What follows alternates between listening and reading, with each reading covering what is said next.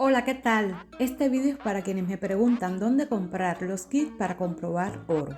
Si ponemos en el buscador de Google kit para comprobar oro, nos aparecen varios anuncios donde los venden.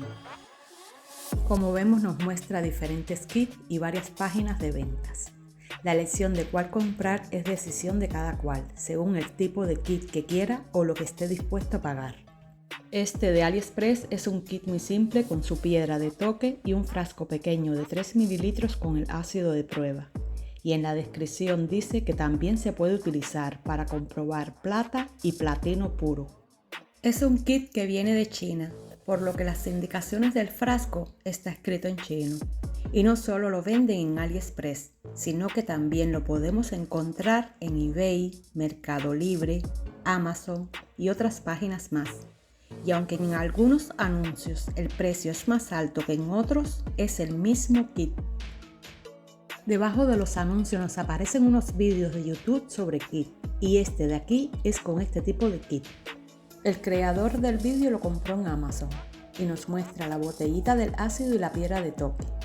Y según las pruebas que realiza con algunas piezas, el ácido elimina la huella de las piezas que no sean de oro, lo cual este kit nos podría ayudar a comprobar si una joya es de oro o no.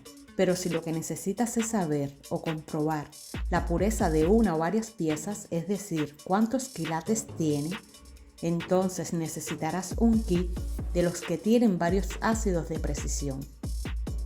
En la página de Amazon hay muchas opciones de probadores de oro. Seguro que encontrarás el kit adecuado según lo que necesitas, porque encontrarás desde los kits más profesionales hasta los más simples.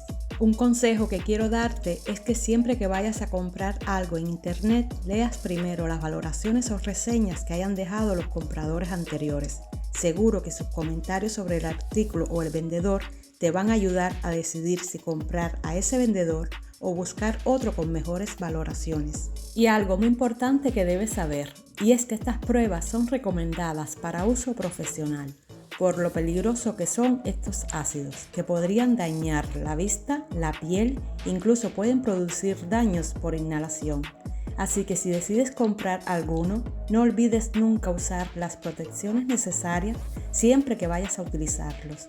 Recuerda que tu salud es más importante y por favor, mantenga estos ácidos fuera del alcance de los niños. Espero haberte ayudado con este vídeo. Un abrazo y hasta la próxima.